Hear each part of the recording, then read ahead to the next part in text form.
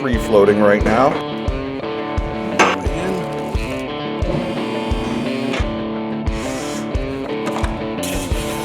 Here is our pin back kit. Hello, my Rover friends. Welcome back to Project Wraith.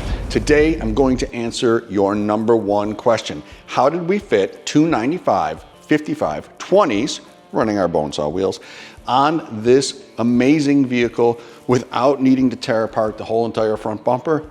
Well, you're in luck. I'm going to show you how to do it.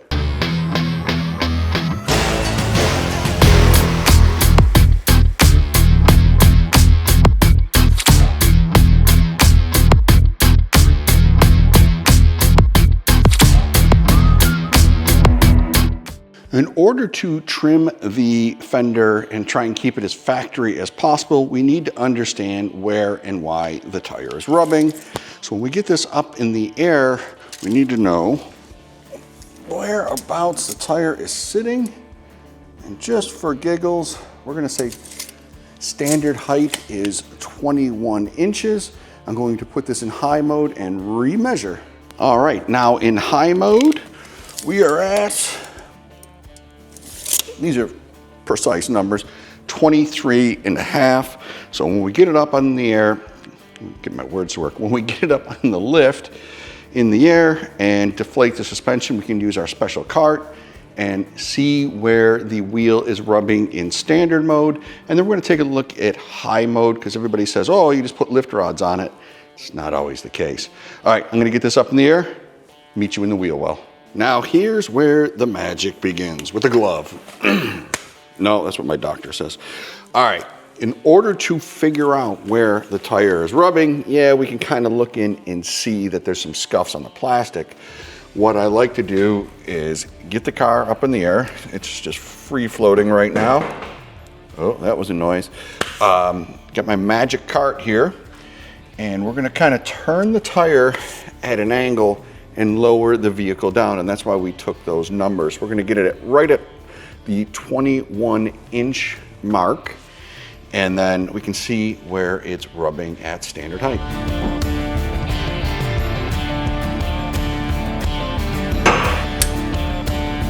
You know, I say leave it at 20.5. That's if you go up your driveway, you get that little bounce, the suspension comes down. We're gonna bring the camera in over here. We're gonna rotate the wheel and find out where it is rubbing, and then we'll get on to how to fix it. If we look, we bring this in a tiny bit, you can see the scuff marks here. So at the 20.5 range, oh, there we go. We're fouling out right here. A little bit on this upper fin. Go all the way in. Yeah, it's rubbing the whole way at that arc. Come out, no issues. Let's go up into off-road height next.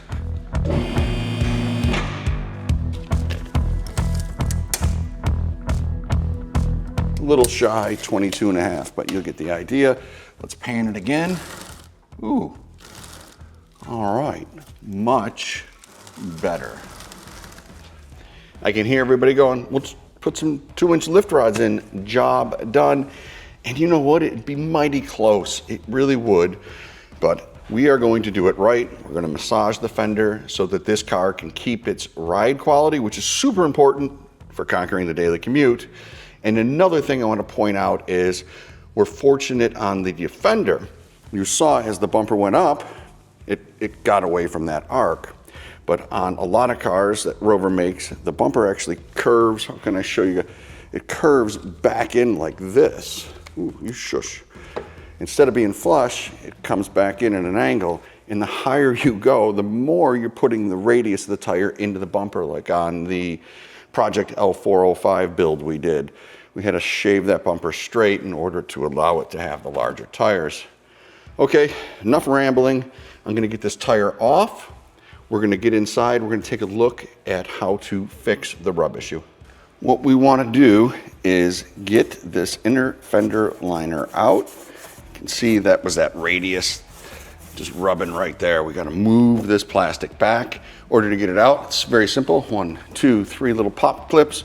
a screwdriver, and one hidden under there. We're gonna pop those off.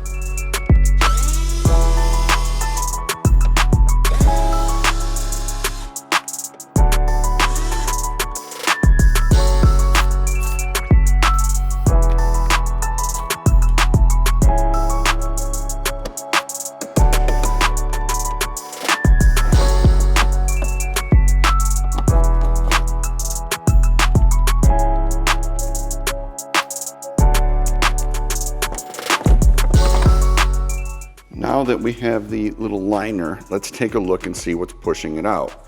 Remember, our rub radius was right here. Well, this is definitely in the way and not helping.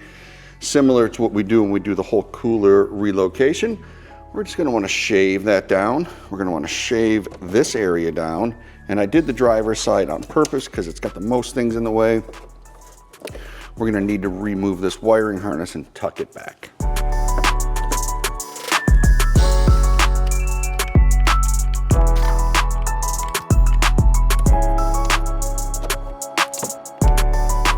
Now that the wiring harness is safely out of the way, I'm gonna start right about where that bolt is and work my way down.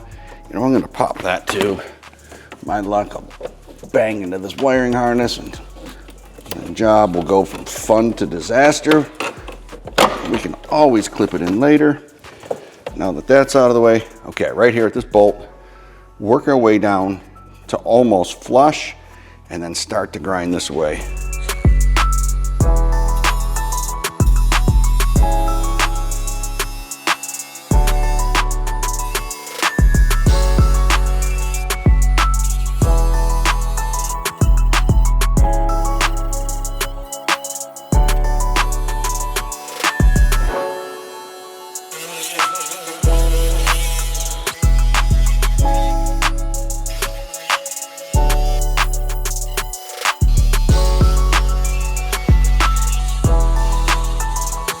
All right, with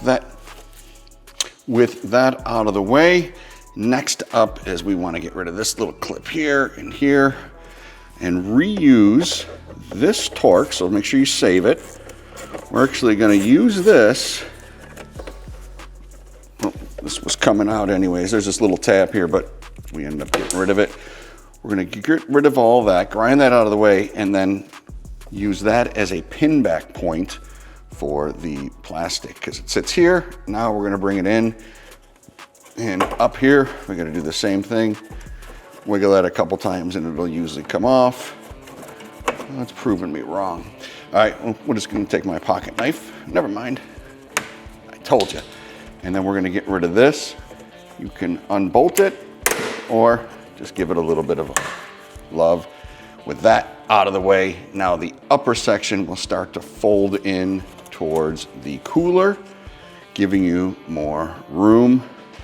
A little bit more about this area. I like to grind it right here. It's got a little piece of metal that sticks out quite far, given how tight all this area is. So I just round that off real nice, allowing the plastic shroud to move back in. So I'm gonna do that. I'm gonna, bring your camera down here a second. Don't get seasick. I'm going to grind the little tabs off of here, and then we'll meet back with the pin back kit, which is next. Okay, the next step is to use our pin back kit. If you don't want to use ours, you can just get a piece of angle iron and caveman it in. But we're going to use the pin back kit. It comes with these awesome, where are they? Helps if you have the stuff, right? These little clips, which I'll show you, they slide in. Then you can put the screw through the top and hold the pin back kit in the position you want. If we were going for full cooler mod, we'd push the kit in like so. But since we're only doing a little mild trim, or not even a trim, we're just using it to pull the liner back, we're gonna put the pin back kit in upside down. It's a little different way. Slide this in like so, and then you'll be able to screw the liner to it. Make more sense when I do it on the inside, so come on back in. Here's a better look at the pin back kit. We're gonna essentially set it in like so, but if I bolt this to the top of the plastic, we're gonna be right back where we are. We need to remove 1 inch from the outer edge back of this. So I grind this piece right off. I do the same thing here, take an inch off, and then the one you really can't see back there, also about an inch off. Then we can put this in, screw it to the top, bolt it all up, put the liner back on. Depending on how big your tires are, you may have to adjust that inch measurement. I've done this a few times. I know for the 295 5520s with our offset wheel, we've done a class on how offset and spacers make a difference, but I know with that wheel, all they need to do is go back an inch.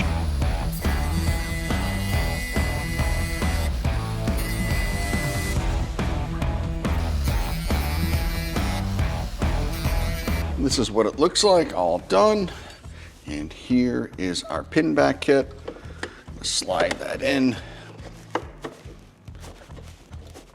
All right, on the top of the pin back kit, you're gonna notice there's holes. What I do, and later on, once it's all in, I like to get that under so the hose sits on top, but for right now, we're gonna struggle with that. Keep that in mind. Oh, red alert. When you're grinding down here, that's your AC line. If you nick that, you're gonna cry, because that's ridiculously expensive, and the new AC Freon stuff is also ridiculous expensive. So warning, you've been warned. All right, back to this. So there's the holes in the top. We line it up like so. I'm gonna mark it. I get a little drill in there and poke a hole, 1, 2, 3. And we use those little clips and get the clips in place and bolt it down. I'll bring the camera back in once I got the clip in with the hole, and you can kind of see that. Then I'll put it in and we'll move to the next step. Here is the metal clips we were talking about, 1, 2, and the third one's buried there. Like I said, this is the difficult side, but you got to get it done. The little AC line will flex for you. There's the screws in the kit. I like to just make sure all the holes are aligned and everything is good to go. A little trick you can do is, where did I set it? There it is. I like this 90-degree pick. Just make sure that it's lined up where it needs to be, and everything is good to go. Next up, we put our little pin back kit in. I'm gonna start with the front one because it's the easiest and I'm lazy. Remember, we talked about we want to get this coolant hose underneath or above it. Come on. There we go. Now it can rest right on top. Put my second screw in.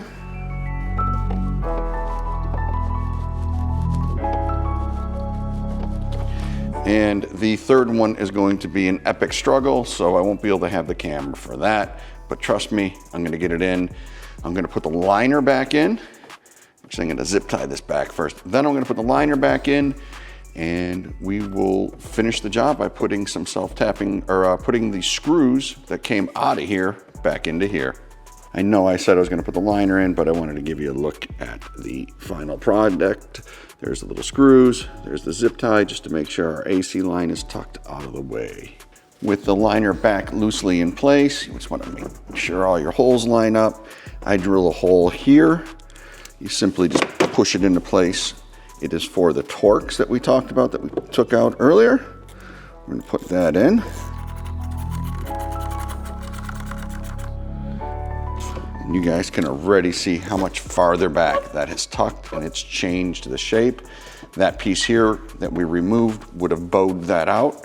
We're also going to warm this up with a heat gun here in a bit. Now you're going to take your drill and drill out a small hole here, small hole there. Double, triple check that you don't have any wires, that you don't have any hoses, that you haven't left anything bad in there, or else you're going to have a nightmare. So we're going to do that. Then we're going to use the screws that we actually took out of here.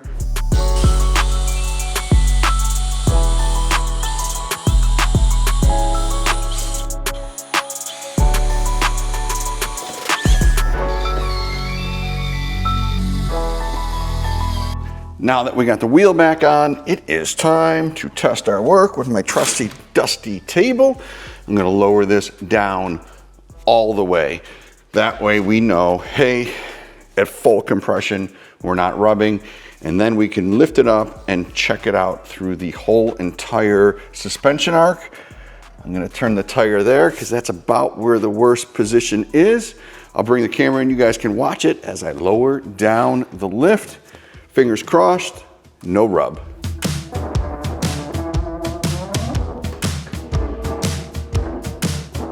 All right, full compression. It is, I got enough room, and we are definitely not on the lift in this corner. I don't think I'll be able to turn it. Oh, I can a little bit. Yeah. All right, I gotta pick it up a little bit so I can rotate the tire, but I think we have success here. I'm gonna swing it around a little bit. I'll let you guys watch, and then I think it's almost time to get beer. There's the tire normal, let's bring it in. Right, it was starting to rub there, starting to rub. We got room the entire way. That is great news. And we are far enough away from the lower bumper, so we don't have to do anything with that either. And just like that, no more rubbing on Project Wraith. We got a ton of cars coming in. We got 3 new projects that you guys don't even know about. Plus, we also are gonna have Project Octa, so be sure to follow for more Rover content.